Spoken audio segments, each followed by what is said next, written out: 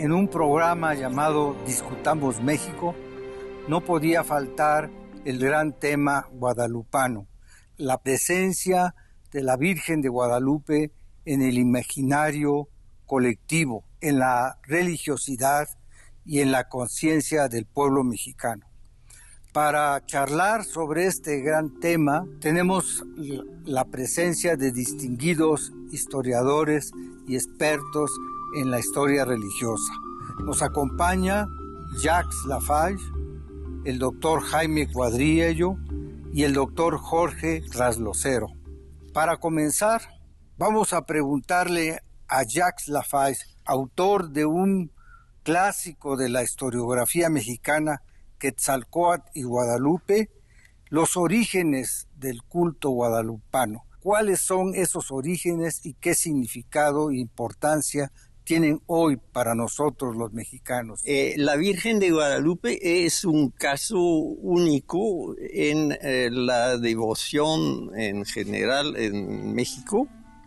Y cuando digo único, no es enunciar una perogrullada, sino una singularidad de la devoción a la Virgen de Guadalupe. Los demás santuarios de la Virgen María de México han sido, por así decir, o sí se puede decir, importados de España y promovidos por los padres franciscanos. Nuestra Señora de Zapopan, la de San Juan de los Lagos, son imágenes propuestas a la devoción de los indios por los evangelizadores franciscanos en el siglo XVI. En el caso de Guadalupe fue todo lo contrario, es un culto de carácter terapéutico, como muchas devociones. Un empresario de construcción tuvo una hija enferma de la tos, dijeron, y la curó milagrosamente la imagen de la Virgen de Guadalupe. Los franciscanos más notables, como el padre Bustamante, que era el provincial, y el mismo padre Sahagún, dijeron que eso era idolatría y que al primero que dijo que esta imagen era prodigiosa siendo pintada por un indio de nombre Marcos, alumno de Fray Pedro de Gante, que ese debían darle 100 azotes para que se callara.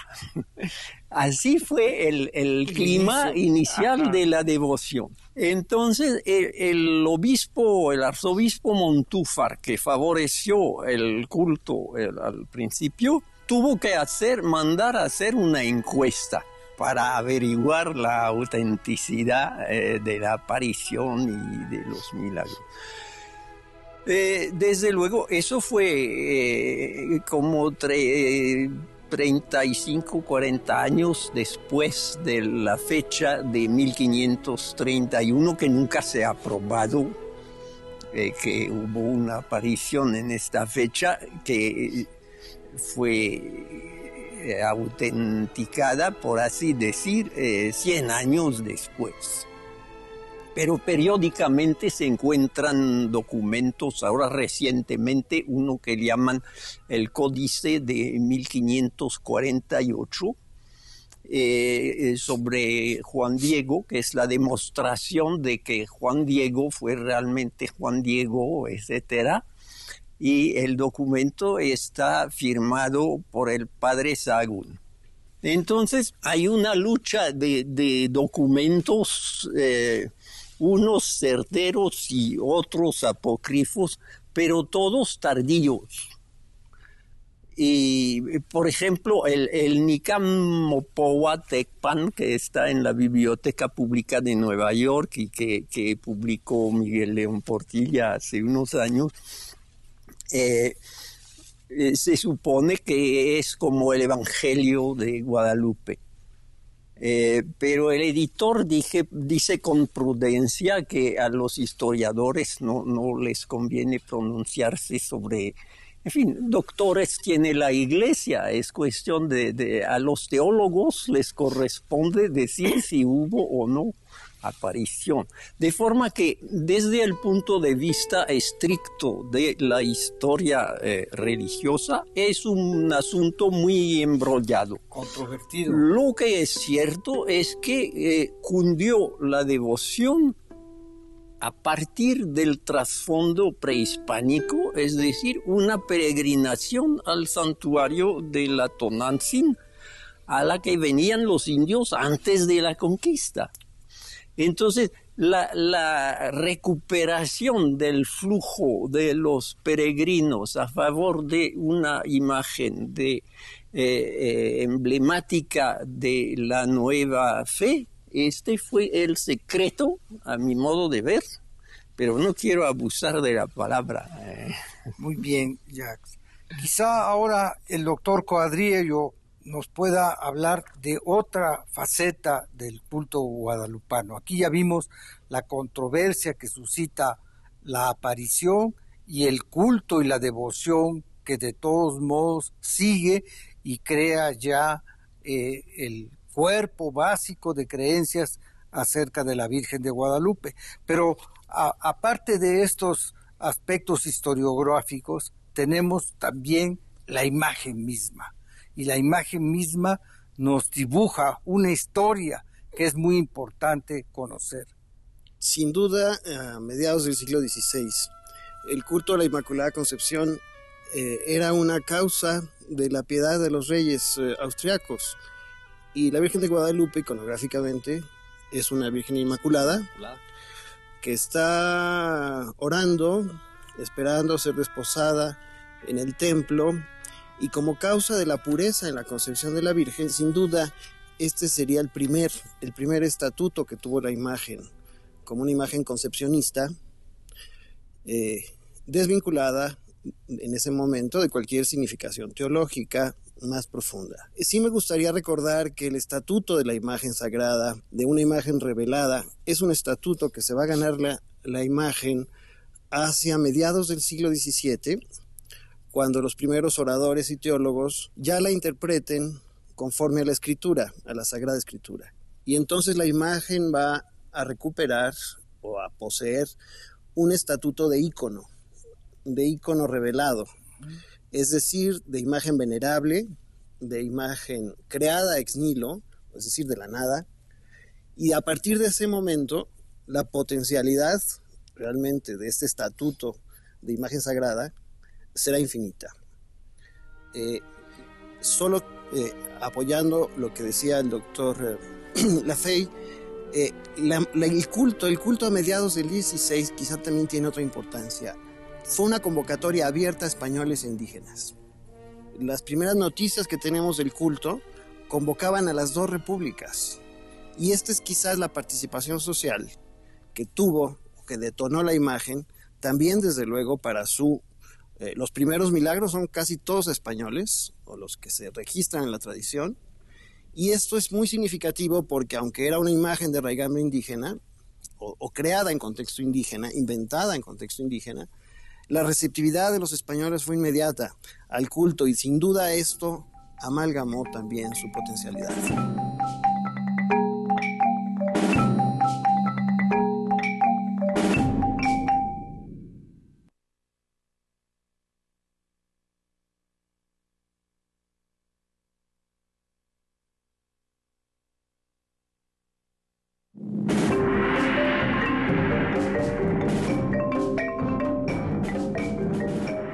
Las primeras noticias que tenemos del culto convocaban a las dos repúblicas, y esta es quizás la participación social que tuvo, que detonó la imagen, también desde luego para los primeros milagros son casi todos españoles, o los que se registran en la tradición, y esto es muy significativo porque aunque era una imagen de raigambre indígena, o creada en contexto indígena, inventada en contexto indígena, la receptividad de los españoles fue inmediata al culto, y sin duda esto amalgamó también su potencialidad. Tenemos ya estas dos primeras visiones, la teológica, la icónica y su relación con la población tanto indígena como española.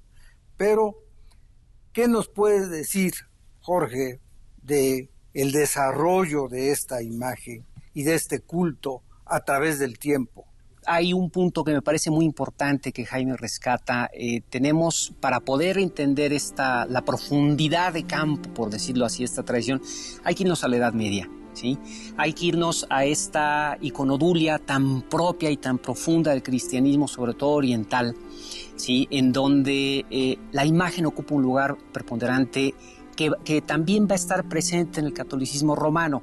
La cuestión es que en el catolicismo romano, por su propio desarrollo histórico, el discurso teológico racionalmente orientado, construido en la Edad Media, va a ganar preponderancia sobre el discurso teológico de la imagen. Yo creo que Jaime está haciendo una invitación muy importante aquí, que es a recuperar, si surge en un contexto, se desarrolla en un contexto de tradición barroca, la imagen ocupa un lugar centralísimo, ¿no? Entonces tenemos que regresar a esta teología de la imagen.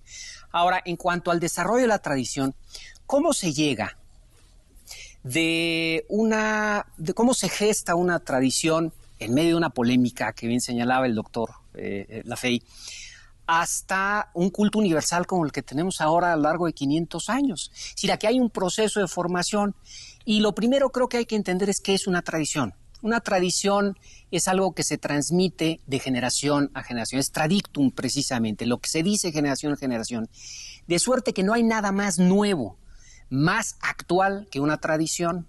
Ya sé que brincarán por ahí varios que nos están viendo en televisión, ¿cómo si la tradición es lo más viejo que existe? No, es lo más nuevo que existe, porque si una tradición no se renueva generación tras generación, conservando lo sustancial de lo que se recibe para transmitirlo a la siguiente, se muere. Tradición es la voz viva de los que se han ido. Tradicionalismo es la voz muerta de los vivos.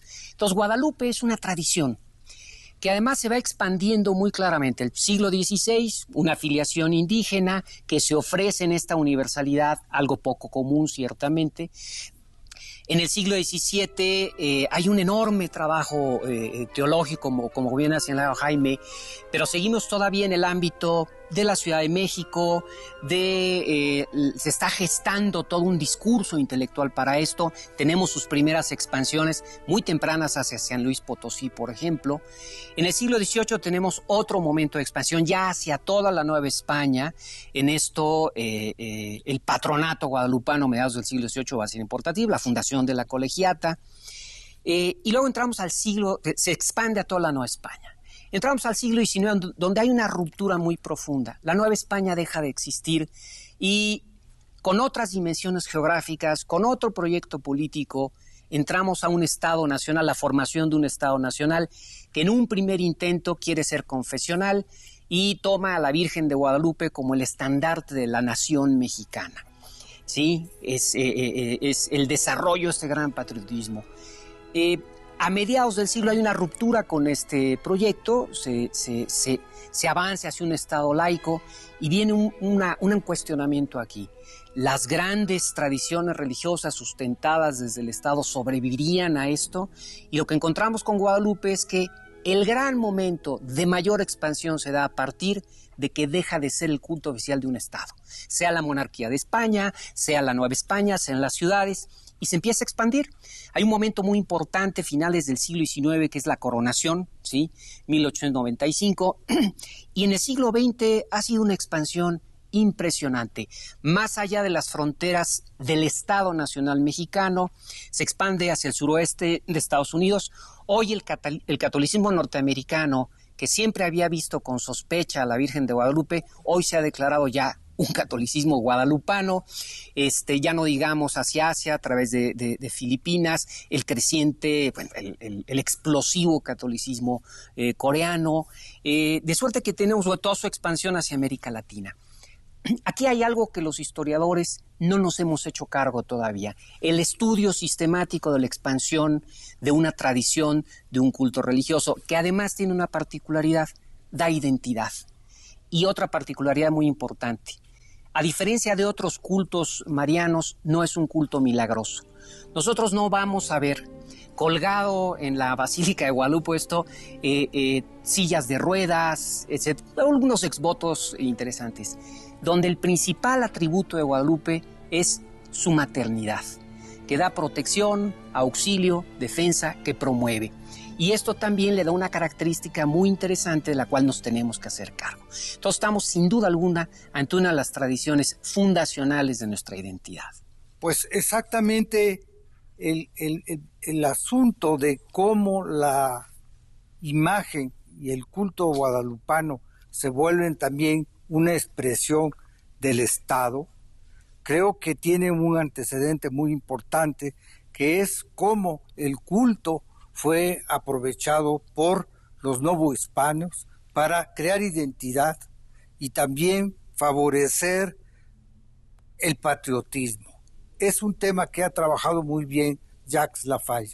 Sí, es algo otra vez complejo y hay una evolución compleja de este fenómeno, porque un autor como el franciscano Díaz de la Vega, por ejemplo, en el siglo XVIII, narra cómo la Virgen de Guadalupe apareció a un indio mexicano, y por mexicano entiende azteca, y que la Virgen de Ocotlán apareció a un indio tlaxcalteca, y que la de Remedios apareció a un indio otomí, para que cada grupo étnico tuviera, por así decir, su virgen patrona propia.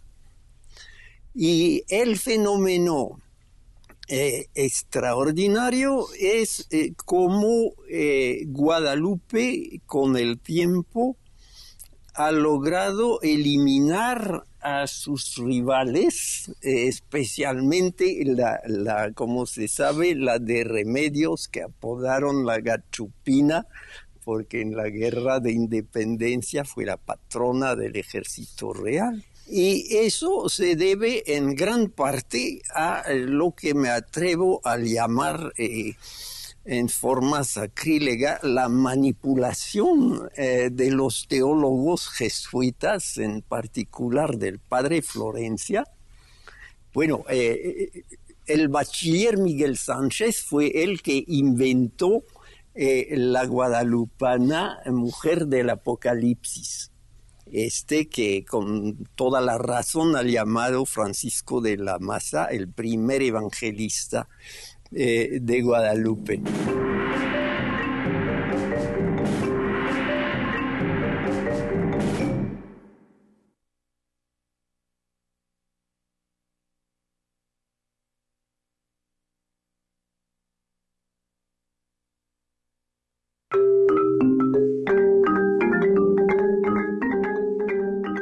El bachiller Miguel Sánchez fue el que inventó la guadalupana mujer del Apocalipsis, que con toda la razón ha llamado Francisco de la Maza el primer evangelista de Guadalupe. Y en el siglo XVIII, el padre Florencia, jesuita devoto y historiógrafo de todas las vírgenes objetos de devoción en México, ha consagrado la supremacía de Guadalupe, y los jesuitas han luchado en la Santa Sede para conseguir el oficio del 12 de diciembre, lo cual no fue fácil, y la Santa Sede, con su prudencia habitual, dijo en el texto canónico fertur en latín, es decir, se cuenta que hubo aparición, o sea, no afirmaron formalmente la aparición. Y cuando al final del siglo XIX el arzobispo de México le pidió al príncipe de los eruditos de México, que era don Joaquín García Gasbalceta, católico irreprochable, hacer un examen de toda la literatura piadosa en torno a Guadalupe. Concluyó que no hay tradición, es decir, que en realidad la tradición se inicia con Miguel Sánchez, 100 años después, 98 años después de la supuesta aparición. Entonces concluyó don Joaquín, no hay tradición. Hay devoción, pero no hay tradición. Entonces, el verdadero milagro de la Virgen de Guadalupe, como lo ha escrito otro autor del siglo XVIII, donde todo vino a cuajar, fue que logró unificar a todos los mexicanos. Un país tan dividido geográfica, étnicamente, etcétera, se reconoce en la Virgen de Guadalupe. Lo mismo que hay deportistas que vinieron corriendo, haciendo relevo desde Puebla para la fiesta a la Villa del Tepeyac hace unos días. Hay familias numerosas de clase alta y media alta que tienen en la entrada de su casa el retrato de la Virgen de Guadalupe, generalmente del siglo XVIII.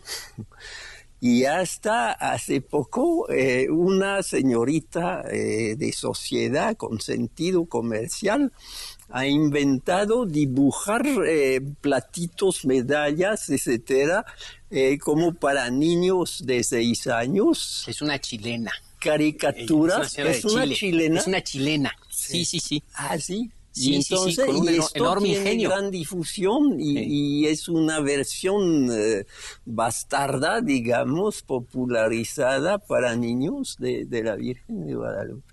Yo creo que ahí el punto de Gasbalceta es importante por 2 razones. Lo que Gasbalceta hace es un balance dentro de la tradición letrada, es decir, dentro de la documentación conocida a finales del siglo XIX existía. ¿Qué se podía decir? En realidad es un balance, es un documento privado, de hecho, ¿no? Que por ahí algún detractor se lo da a conocer en público, lo mete en un problema. Pero bueno, pero ahí también hay una parte muy importante de este documento. Realmente lo que está diciendo es algo que se había dicho hace 100 años antes. El objeto de estudio de la historiografía, ¿sí?, no se puede quedar solamente en lo que la tradición letrada pueda decir, sino que hay que ir más a profundidad, porque también hay un reconocimiento, como muy bien señaló el doctor Lafey, de que es un culto que proviene del 16. Es decir, no sale de la nada en el 17, no se alimenta. Ahí está, hay vestigios arqueológicos y todo, de lo cual, por eso decía yo al principio, tenemos que hacernos cargo. Es decir, hay un culto y mucho de la historiografía del siglo XX ha sido hacernos cargo de esos testimonios, ¿no? La reciente investigación, pienso en el texto de Javier Nogués, por decir otros más que ha habido, es ir viendo cómo va la reconstrucción del pleito del cual hablaba el mismo doctor Lafey entre el arzobispo Montúfar y Bustamante, los franciscanos. Nos habla de que ahí se está formando un culto muy importante que, como señalaba muy bien Jaime, en el 17 va a encontrar un eco intelectual, ¿sí? Que le va a poder explicar, le va a poder dar forma en el terreno de las ideas, ¿no? Yo creo que en ese sentido la importancia de la intervención de Gasbalceta es esa, es decir, nos pone ante la necesidad de profundizar en la tradición, y hay un texto contemporáneo no menos importante y en cierto sentido más importante, ¿sí?, que es en las leyendas de México, en las costumbres y leyendas de México. Altamirano hace tal vez la primera investigación a profundidad, ya no solamente de la tradición letrada, sino del culto. de la tradición cultural, que es un texto que hasta la fecha yo creo que sigue marcando una periodización y una mecánica, ¿no? Entonces, hay ahí algo muy importante. Y un tercer documento de la misma época, es una época importantísima la que señala el doctor Lafey, es el primer obispo de Cuernavaca, saca la primera colección documental guadalupana, ¿sí?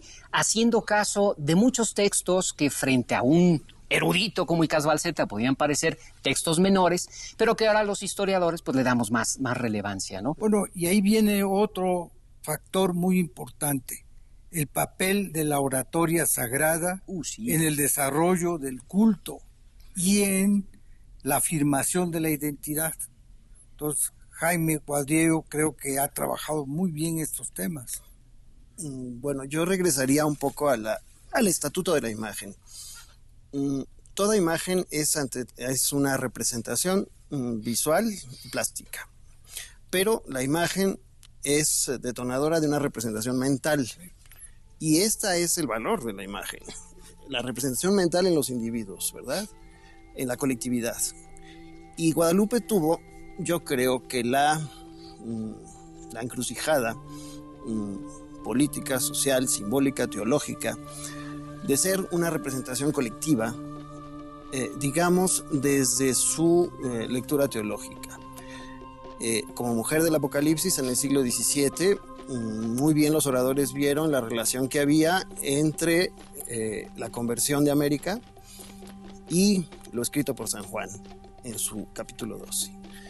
Ahí la habilidad de este discurso criollo fue casar el proyecto, digamos, de simbolización del territorio desde un principio, con la idea de que el mejor favor que la corona le hizo y la conquista hizo a América no fue exactamente el dominio militar, sino el hecho mismo de la mariofanía, es decir, de la aparición en un suelo como a ninguna otra nación había sido. Esta idea de que una imagen que es representación visual pasa a ser representación mental colectiva, tiene otro aspecto que me parece que debemos reflexionar en la idea de la identidad, que fue formulando un discurso jurídico sobre la idea del territorio. Es decir, cuando llegamos a la jura del patronato nacional, o digamos novohispano, de 1746, en que los oradores sagrados como don Cayetano de Torres, justo en el momento más solemne de su pieza, dice: y toda la nación mexicana nos hemos representado en ti, desde las Cibueras hasta Texas, desde las Californias hasta el Caribe. Él era de Panamá. Poniendo fronteras. Es decir, marcando ya, no poniendo, ahora sí consagrando un territorio. Claro. Y usando por primera vez la palabra nación en el sentido plenamente de colectividad, de comunidad imaginaria.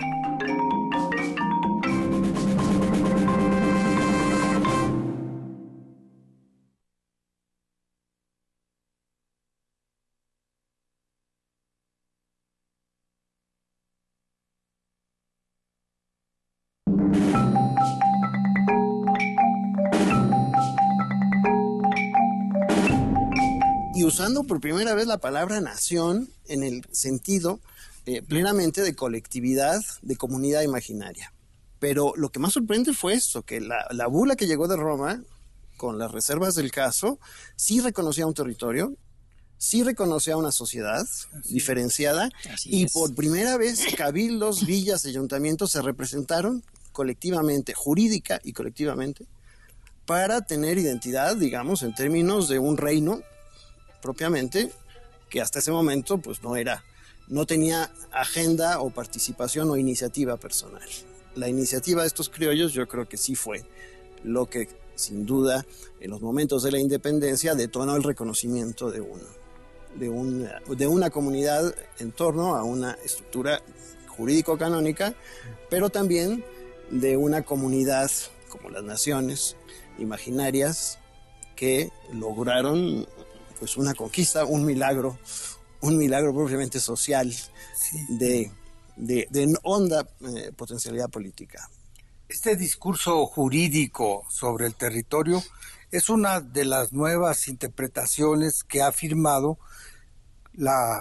el desarrollo del culto en la colectividad mexicana, pero no lo habíamos visto así, más bien se había visto desde el punto de vista que decía Jacques Laffay, del patriotismo, pero no ligaba el sentimiento de la patria. Quisiera yo que bajo esta nueva perspectiva que nos ofrece el estudio del culto guadalupano, nos hablaras también sobre la importancia de la oratoria sagrada, que es un tema que interesa a los tres y sobre el cual podemos dialogar mutuamente. Si me permite nada más ahondar más, porque esto que está diciendo Jaime me parece de enorme importancia. ¿Cuáles son las grandes metáforas que constituyen el desarrollo de la cristiandad occidental a la cual se va a insertar de lo que hoy es México a partir del siglo XVI, y donde el culto y la tradición guadalupana operan de manera especialísima? Hay dos grandes dos horizontes de interpretación. La metáfora jurídica, es decir, todo cuanto articula una sociedad dentro de la cristiandad tiene una expresión jurídica por la herencia romana. Y hay otra parte importantísima que es la metáfora religiosa.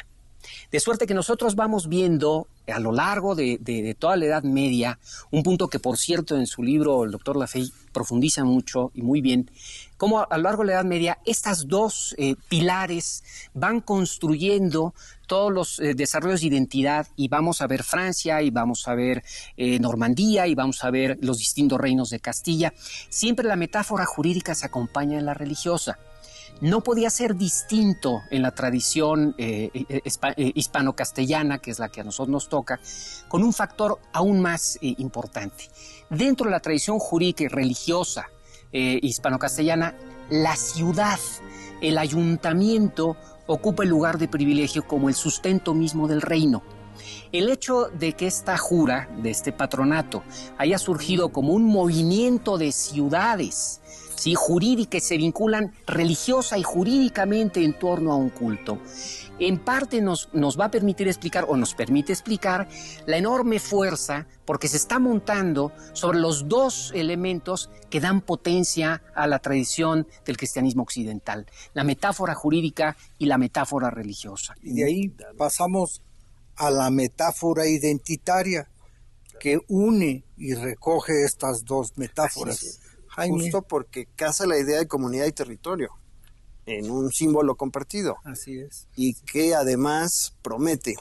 Es decir, en el discurso político, digamos, de la tradición escrituraria, que viene del Antiguo Testamento, las promesas divinas se pueden interpretar como programa político, es decir, se crean pactos en la tradición cristiana antigua entre Dios y las sociedades, las ciudades, los hombres, ¿no?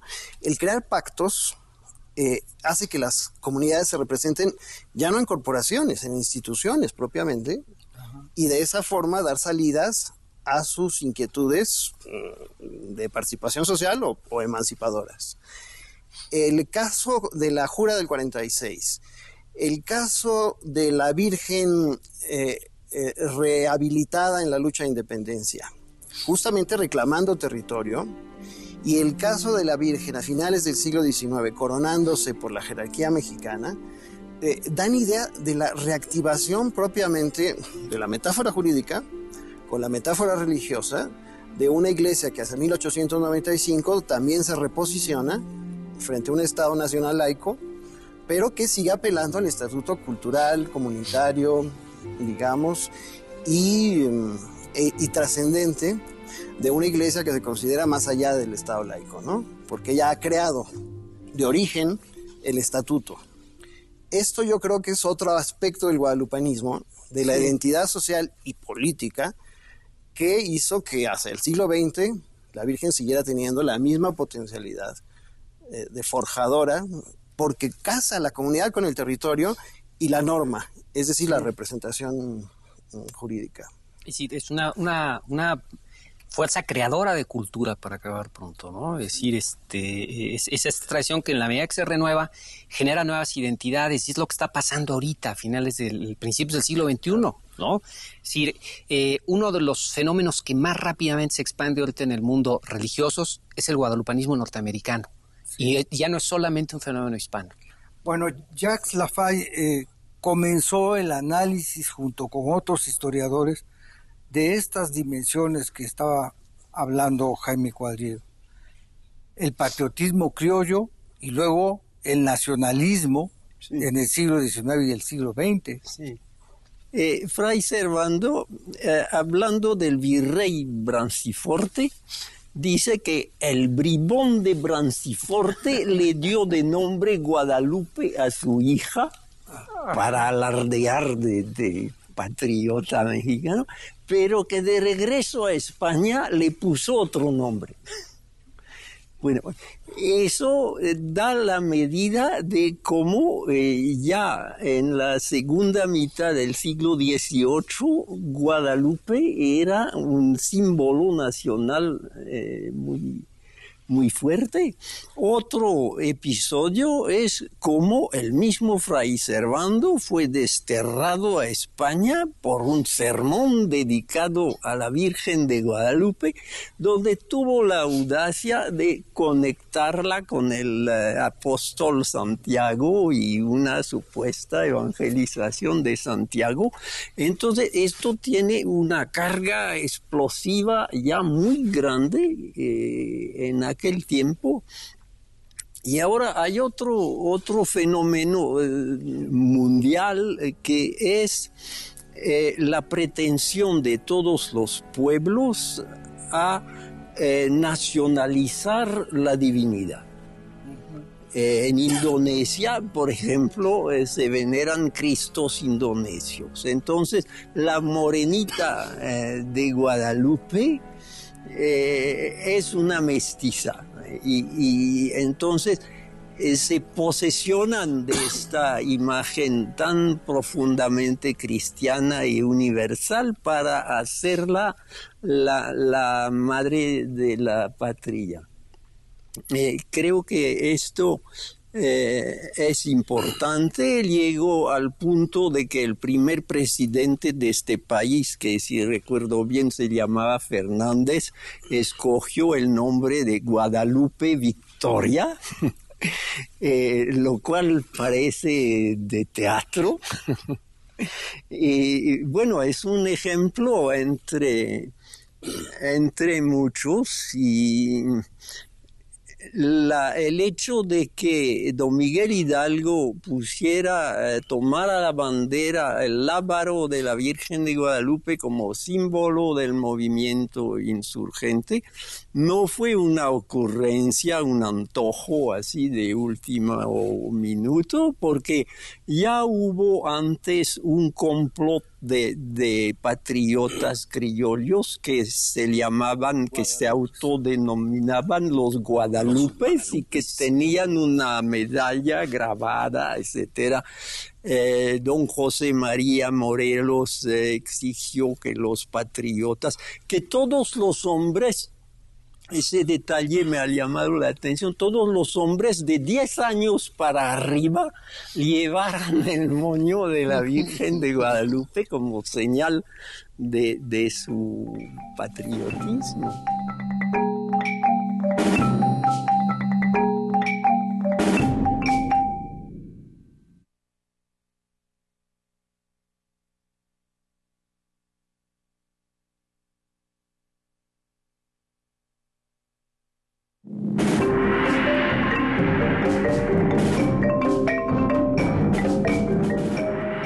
Ahí vemos también una participación decisiva en la definición del culto por parte del clero, de las élites y las masas, sobre todo en el siglo XVIII y XIX, que son temas que tú has estudiado, Jaime.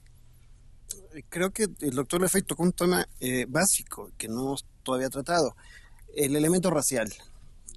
Sería el otro elemento propio de la identidad que se va a reactivar justo en el siglo XIX y XX.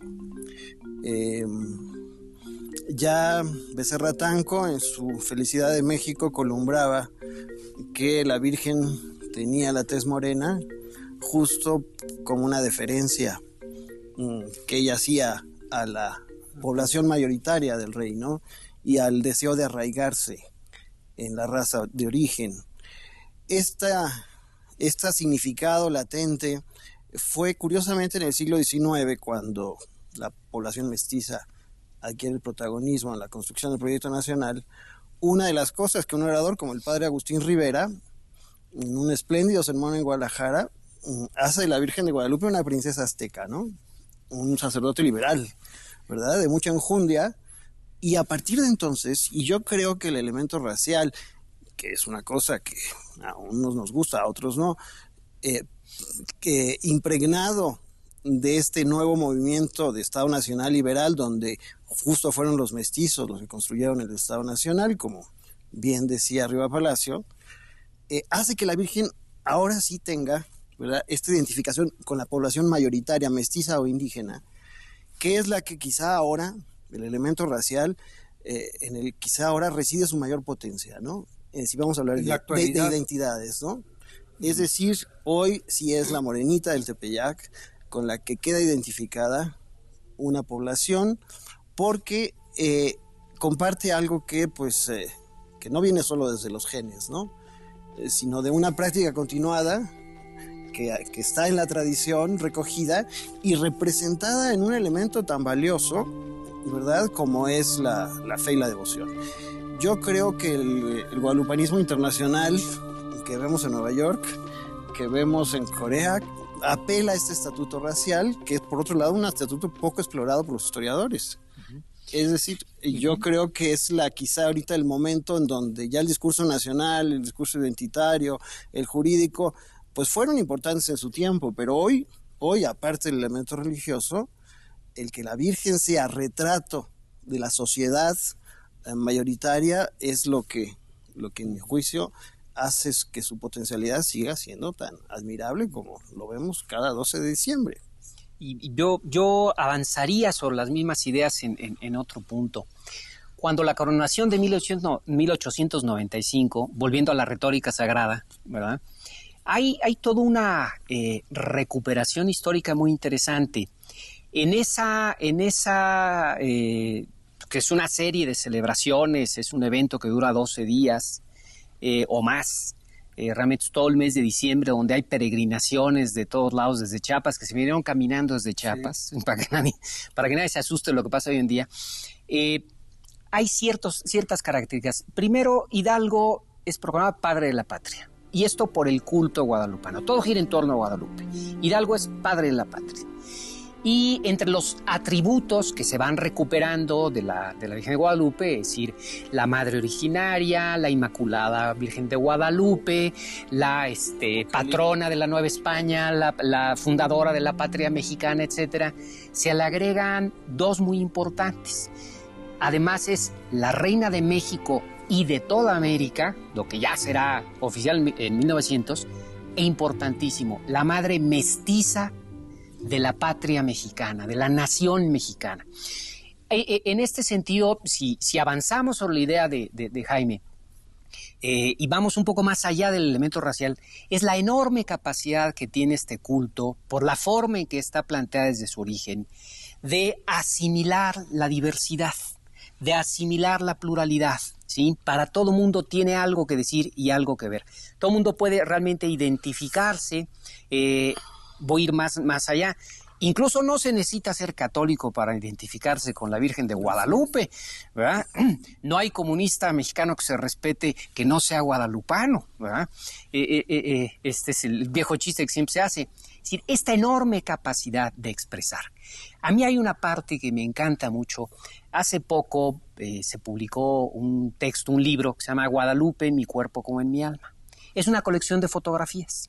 Y es de una fotógrafa que no es católica, no sé si lo sé en este momento, que fotografía a un chicano, porque traía tatuada la Virgen de Guadalupe. Le dice, ¿y eso por qué?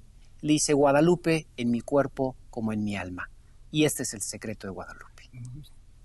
Pues esa gran capacidad de reunir en sí la diversidad. Y ser símbolo de la diversidad es uno de los aspectos, como han señalado, más interesantes ayer y hoy. Y nos queda ya poco tiempo, pero vamos a aprovechar ese tiempo para que ustedes nos presenten sus conclusiones sobre la importancia y el simbolismo que hoy tiene para los mexicanos la Guadalupe.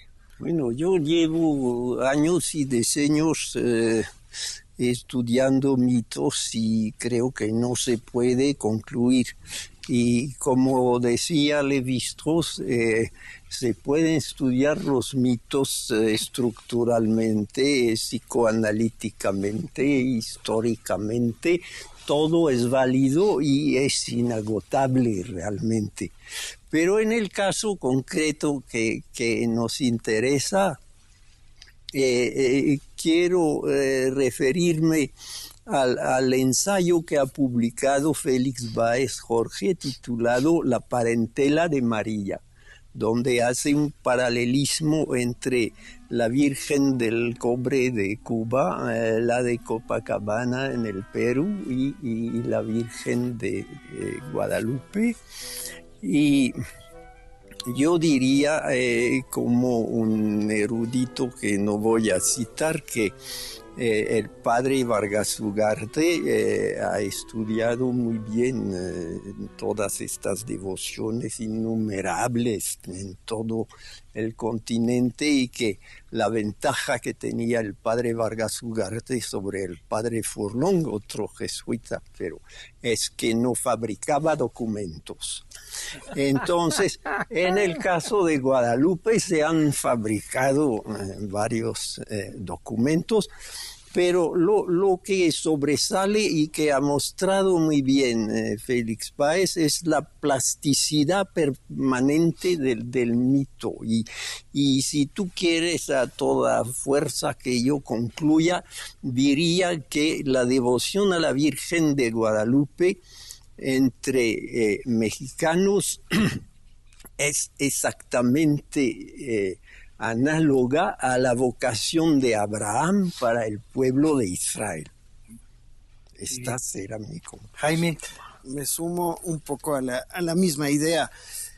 También decía Joseph Campbell, otro estudioso de los mitos, que para que haya realidad tiene que haber mito de origen. Si no, es difícil formular realidad sin mito. Y los mitos son procesos inacabados, pero tienen cuerpo de realidad. Y quizá uno de los pasajes más concretos de cómo el mito pasa a la realidad es cuando el Congreso mexicano, el año de 1823, decreta no solo que la Virgen, con valor jurídico, es la verdadera autora de la emancipación nacional, sino que en una ceremonia del Congreso se le da entrada a su imagen bajo palio, procesionada desde la colegiata hasta el recinto en Palacio Nacional, y todos los diputados mexicanos se hincan, incluyendo Fray Servando, que ya estaba ahí, nombrado diputado por Monterrey, y bajo cirio y palio se le entroniza en lo alto del dosel de la sala del Congreso. Yo creo que este fue el momento en que la realidad, ¿verdad?, muestra toda la potencia del mito. Y yo creo que haríamos mal los seres humanos en no admitir que todos, desde el origen de nuestra especie, venimos de estas construcciones. Yo creo que, siguiendo la misma línea de los doctores, para que un evento religioso tenga fuerza, tiene que representar simbólicamente algo. Si la potencia de lo religioso es su enorme capacidad de representar simbólicamente. ¿Qué representa simbólicamente Guadalupe a lo largo de 500 años? Para mí hay una palabra que lo sintetiza: la esperanza. Sí, por eso su principal atributo es la maternidad, porque en la maternidad, en cada nuevo alumbramiento, hay una nueva posibilidad de recrearnos, de abrirnos a la esperanza. Si Guadalupe representa algo, es la esperanza. Y francamente, una vida que ha renunciado a la esperanza, pues es un absurdo. Así que esto nos dota de sentido, de identidad y sobre todo de esperanza. Así que hay que disfrutarlo independientemente de todo. Muchas gracias. Bueno, muchas gracias por este repaso. Identidad, historia, culto, imagen Las distintas expresiones e interpretaciones de la Virgen de Guadalupe se han dado aquí gracias a ustedes por sus intervenciones y espero que nos veamos próximamente en estos programas Discutamos México.